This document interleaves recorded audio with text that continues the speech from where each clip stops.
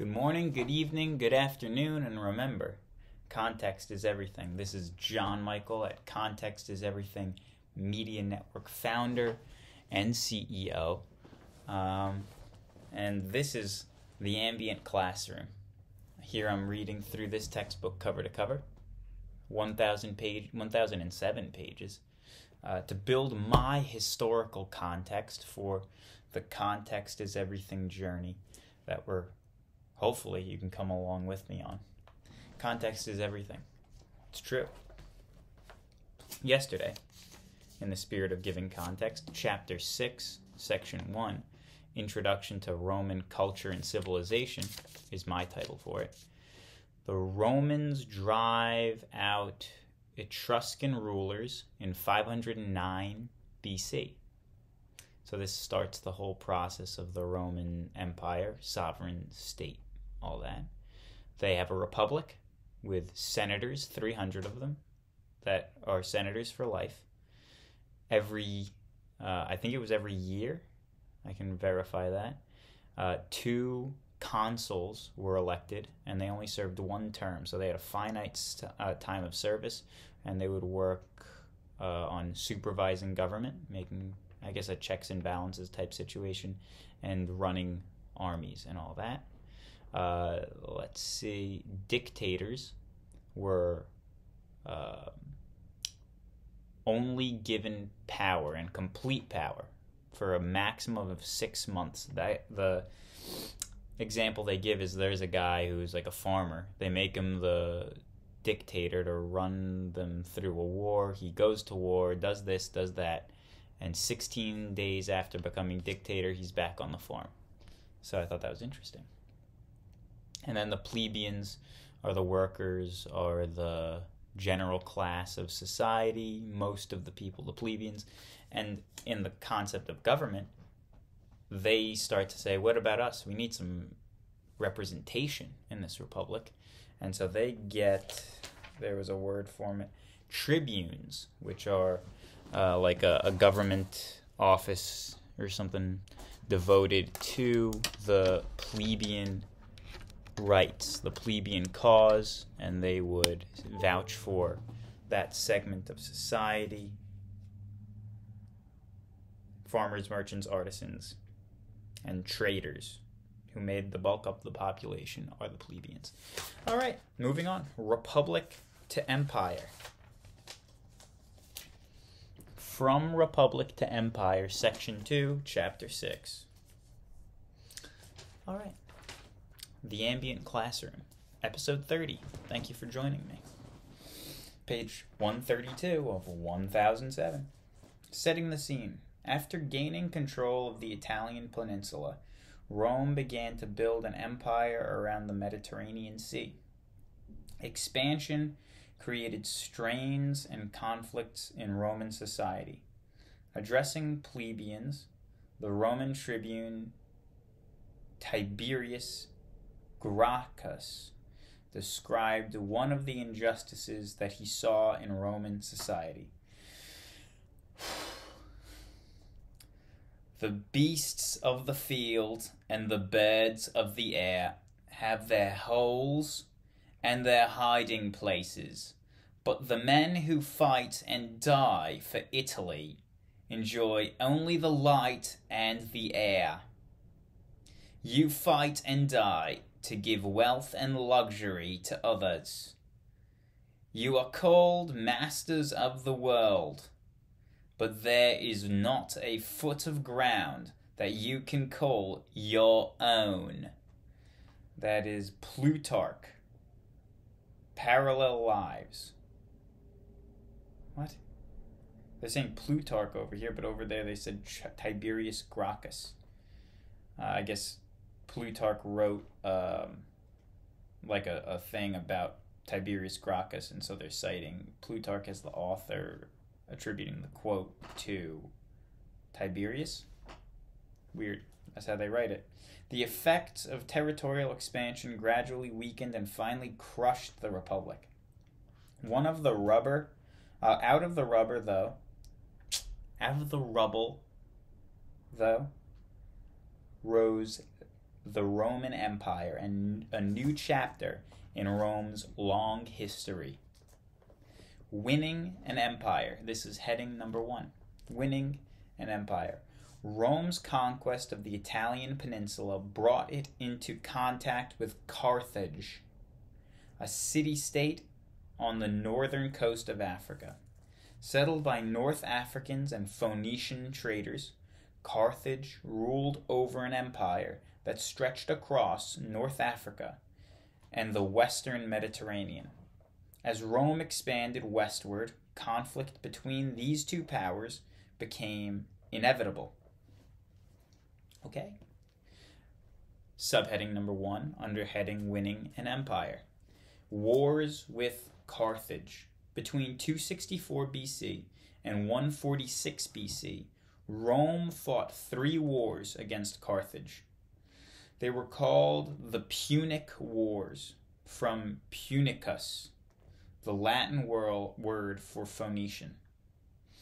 The First Punic War, Rome defeated Carthage and won Sicily, Corsica, and Sardinia. The Carthaginians,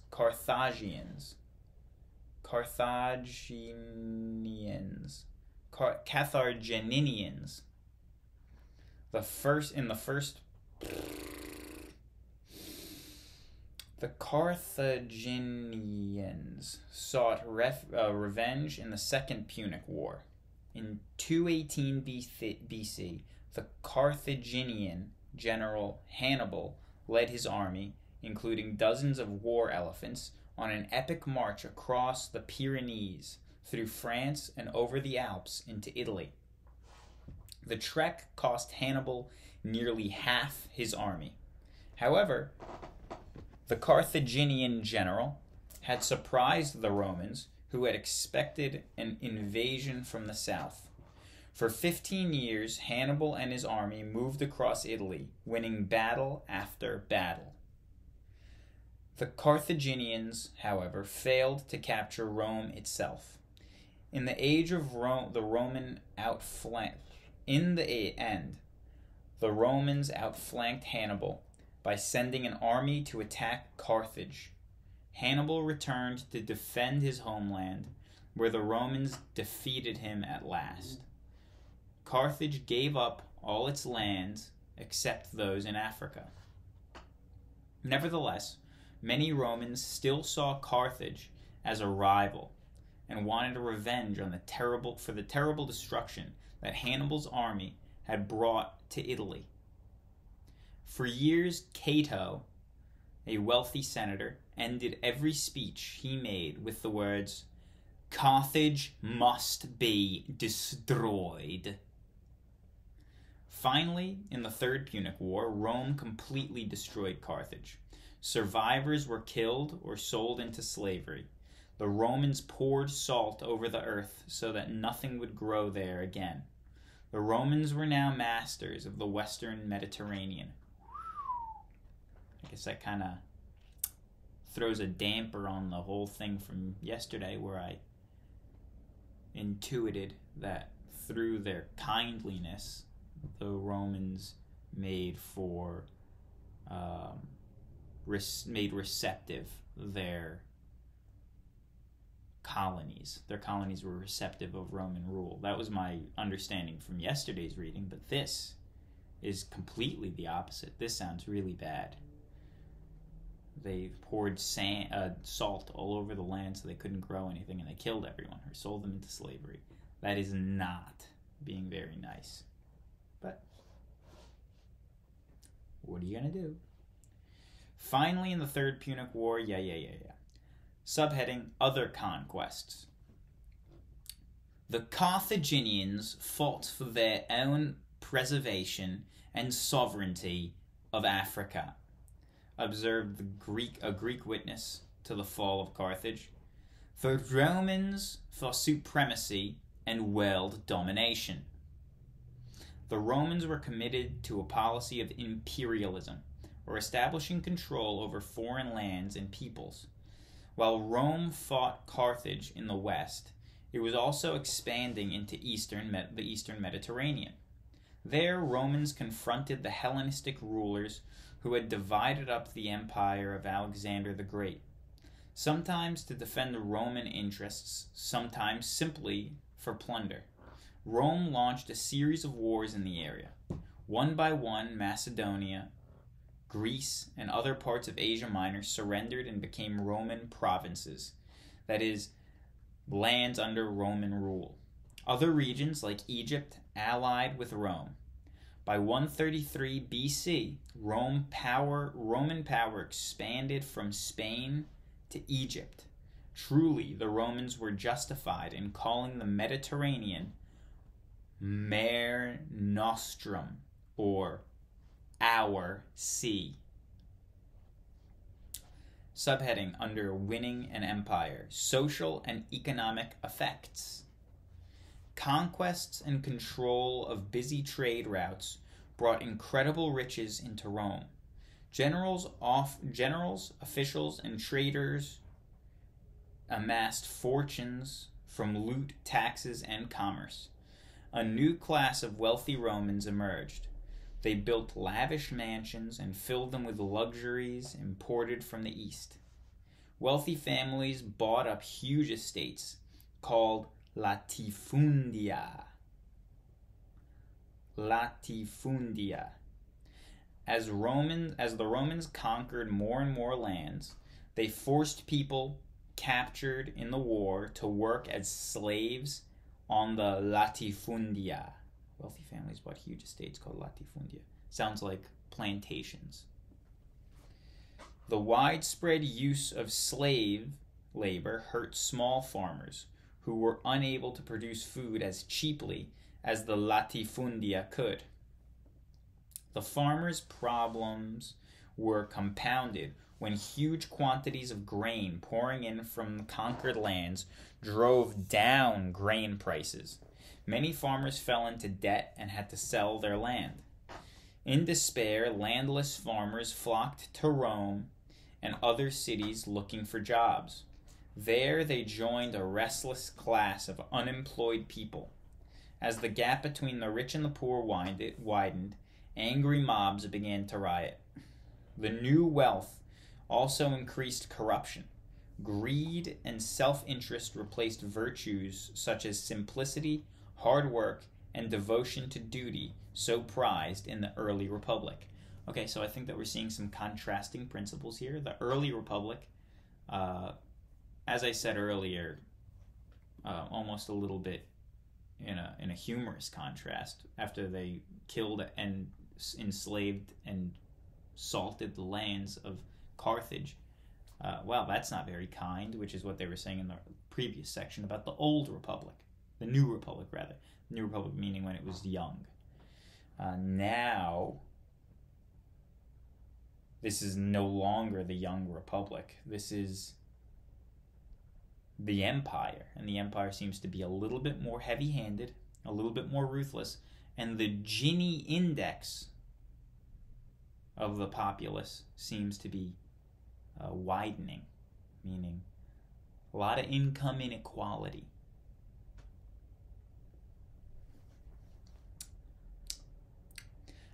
Attempts at reform, subheading under Winning an Empire.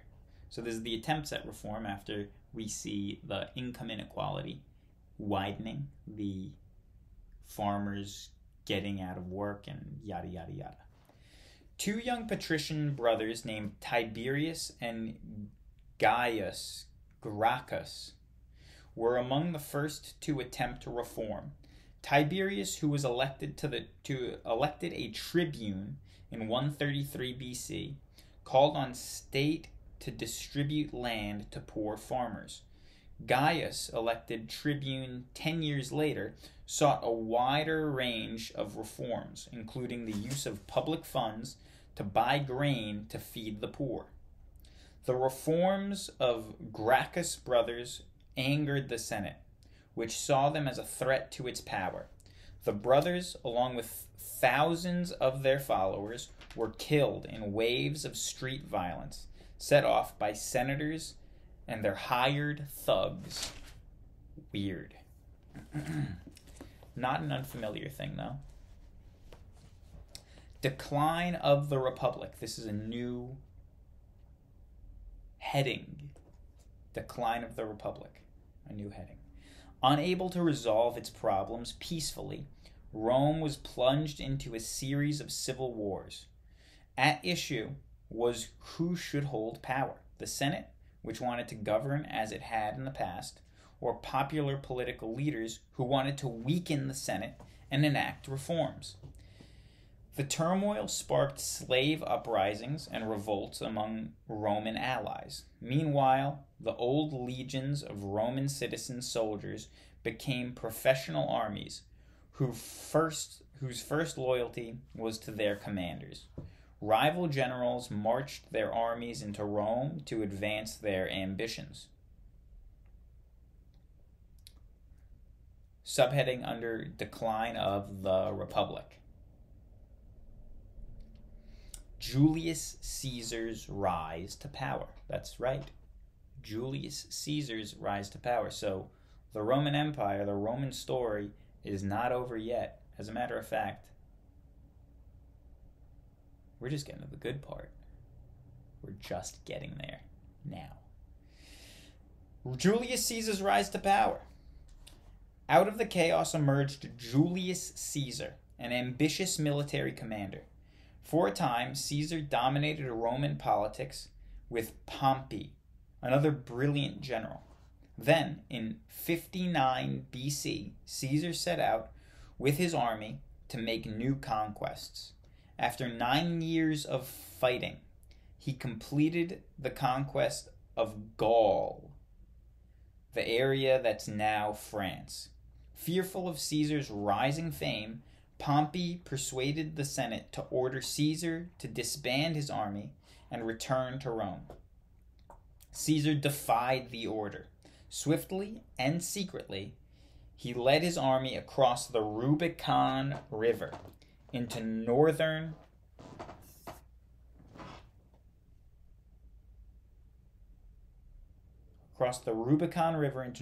Italy, and then headed toward Rome. Once again, civil war erupted across the Roman world. Caesar crushed Pompey and his supporters, and then swept around the Mediterranean, suppressing rebellions. Veni, vidi, vici. I came, I saw, I conquered, he announced after one victory. Later, returning to Rome, he forced the Senate to make him dictator. Although he kept the Senate and other features of the Republic, he was in fact an absolute ruler of Rome. So there goes the 6-month rule for dictators. Caesar says, all right, I'll go longer. Caesar's reforms, subheading. Between 48 BC and 44 BC, Caesar pushed through a number of reforms intended to deal with Rome's many problems. He launched a program of public works to employ the jobless and give public land to the poor. He also reorganized the government of the provinces and granted Roman citizenship to more people. Caesar's most lasting reform was the introduction of a new calendar based on Egyptian knowledge. The Julian calendar, as it was later called, was used in Western Europe for over 1,600 years. With minor changes, it is still our calendar today. Thanks, Julius. Assassination and civil wars, subheading, under the Decline of the Republic. Caesar's enemies worried that he planned to make himself king of Rome. In order to save the Republic, they plotted against him. In March 44 BC, as Caesar arrived in the Senate, his enemies stabbed him to death. The death of Julius Caesar plunged Rome into a new round of civil wars. Mark Antony, Caesar's chief general, and Octavian, Caesar's grandnephew, joined forces to hunt down the murderers. The two men soon quarreled, however, setting off a bitter struggle for power. In 31 BC, Octavian finally defeated Antony and his powerful ally, Queen Cleopatra of Egypt. Roman Empire and Roman peace is the next section. But we're running to the end of our time here. So let me read a final passage, which is a quick biography of Julius Caesar himself. Julius Caesar, 100 BC to 44 BC. Julius Caesar's bold rise to power echoed his boldness on the battlefield. His brilliant conquest of Gaul, which is France, made him enormously popular. Romans were thrilled by reports of his many victories, which added great riches and huge territories to the empire. In 9 years of campaigning, Caesar lost only 2 battles. His tactics in Gaul were still studied at military academies today. When Caesar crossed the Rubicon from Gaul back into Italy, he said, "Alea iacta est," or "the die is cast," meaning there was no turning back. Today, people use the phrase crossing the Rubicon to mean making a decision from which there is no turning back. In this way, Caesar's legendary boldness lives on. Jeep, the car company, was bought by an Italian group in like 2008 or something. Is that when the Jeep Rubicon came out? Good morning, good evening, good afternoon, and remember, context is everything. This is John Michael, founder and CEO of Context is Everything Media Network. No sticky note because this is only half a chapter, half a section. Have a good day.